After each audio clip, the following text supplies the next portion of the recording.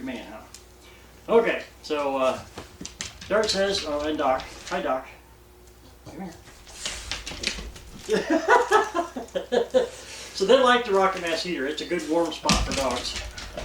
So they've already gotten used to being up on it. But today they're going to be denied being up on it because I'm going to start doing the Earthen plaster and make it look pretty.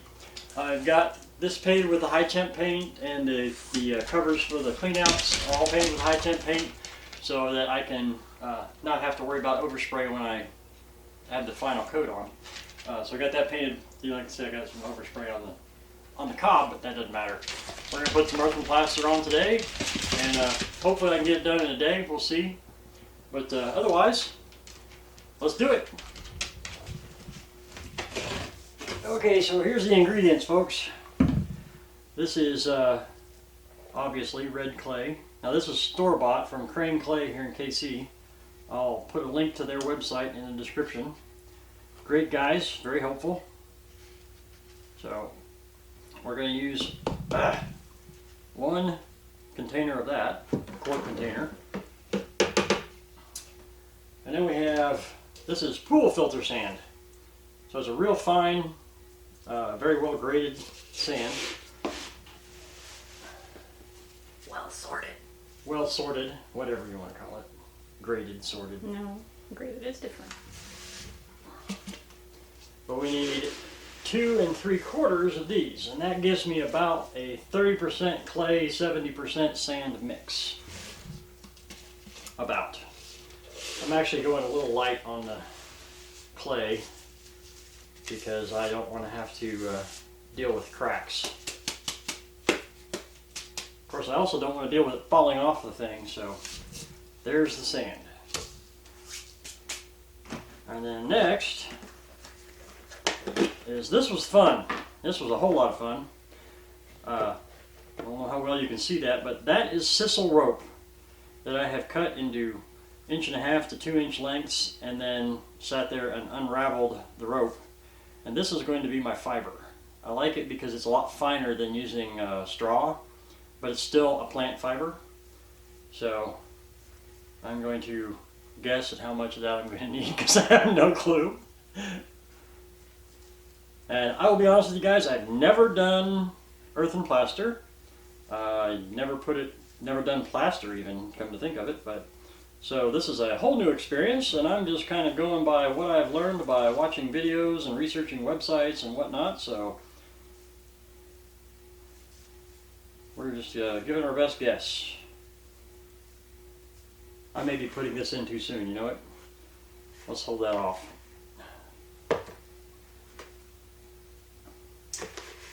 I'm going to mix the dry ingredients together before I get into putting water and, believe it or not, white glue. So, stick that back on there. Because that stuff will blow away really fast, really easy. Okay, I don't think my drill will reach. Alright.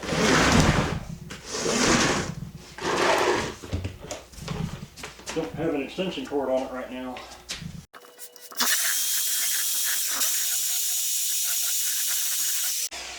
Alright, so now what we got is some very, very red sandy clay. That's pretty neat. Alright, so now we'll put that sisal back in there.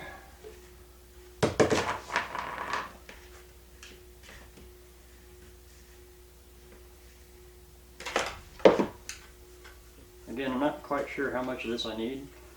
So I'm going to put some in, mix it up, put some in, mix it up until I got it to where I think is about right.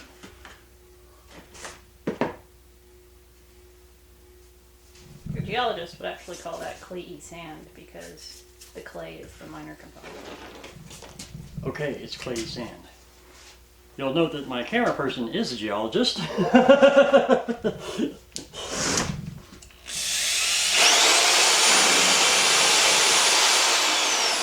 Okay, so that doesn't really work. Guess I get to mix that in by hand.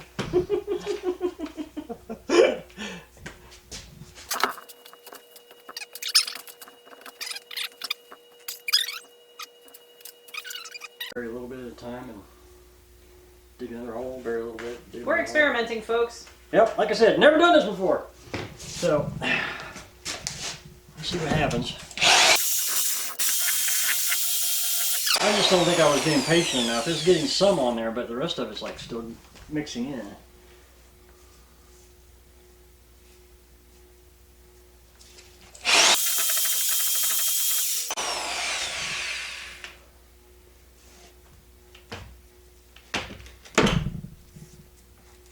So,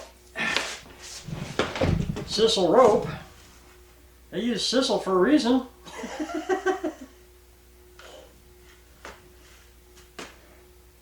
You know what, maybe mixing this in when it's wet is the thing to do. Maybe. Again, I have no clue what I'm doing. I am being completely honest with you guys. I always try to be. So let's see what happens when we just like add some water. I don't know how much water to add, but we'll go with just a little bit.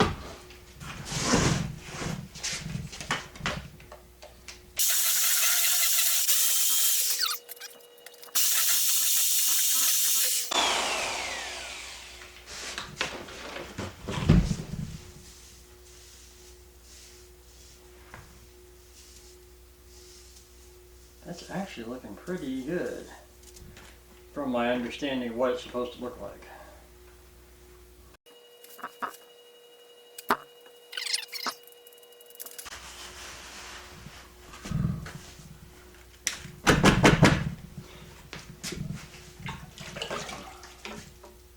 Oh yeah, my hands are going to be red by the time this is done. And my tools.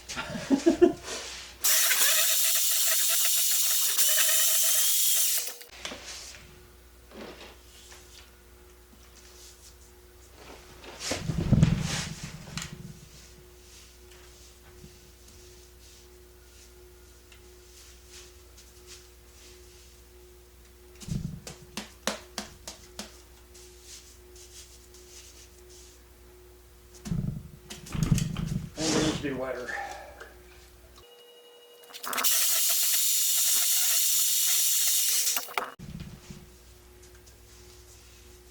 That's better. And it's holding together like a blanket with those sisal fibers in there.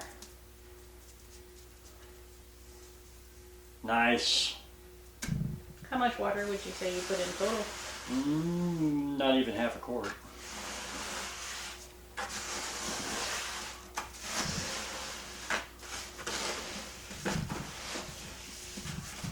Make sure that I've got the fibers distributed through all of the sandy clay. Clayish sand. Clayey sand. Although now that it's got organic fibers in it, that just throws everything off.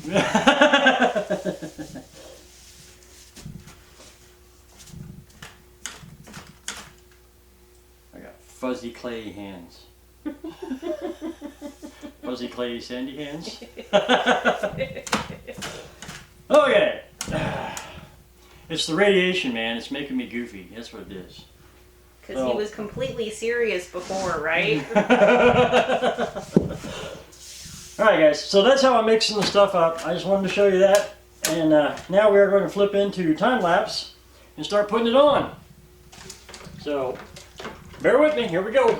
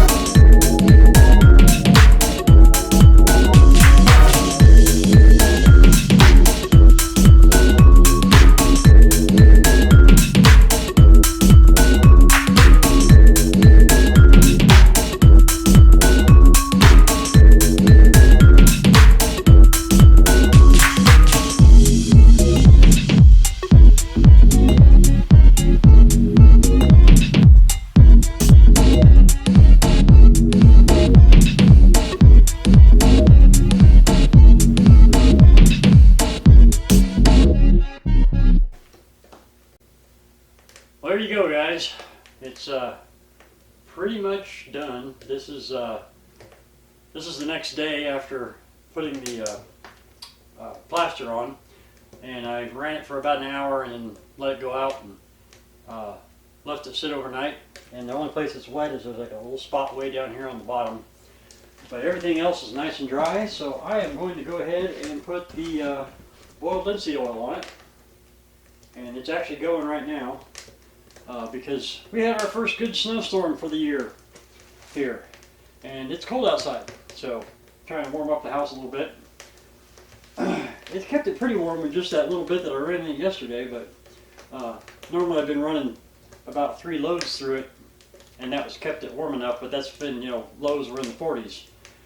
Today lows were in like the teens, so big difference. Anyway, I'm going to get out the boiled linseed oil, and I'm going to start as high as I can reach without climbing on it, and get everything done. And then once that dries, I'll be able to climb onto it and get the areas that I can't reach. But this stuff is kind of crumbly, so I don't want to be running around on top of it, trying to reach back behind the barrel there until it's got a coat on it and it's nice and solid. So with that, here we go.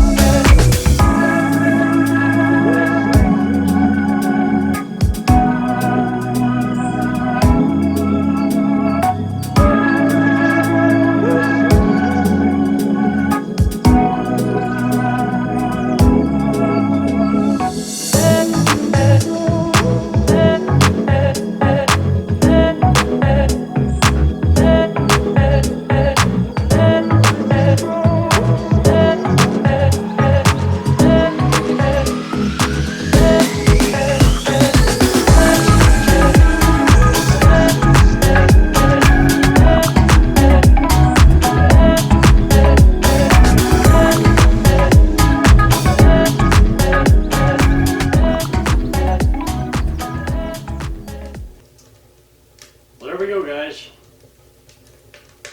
That's got it oiled, and now I get to wait 2 or 3 days for the oil to dry because it takes a little longer than the water that was in the plaster. So that's pretty much it for the rocker mess here. I will probably put more coats of oil on it. I'm not going to do videos on recoating it, but I figured you might like to see the color change. It will get lighter again as the oil dries. I don't know how much lighter, but overall I'm pretty happy with it. I think it's going to blend well with the walnut trim that is in the tiny house here, and more walnut trim that will be going up before it's all said and done. So anyway, thanks for watching, and stay tuned. I guess subscribe so you can see what I'm up to next. I mean, one of these days I'm actually going to have this thing done, the whole house. I mean, so hopefully before Thanksgiving, which is pretty quick. Anyway, thanks for watching, guys. Have a good one.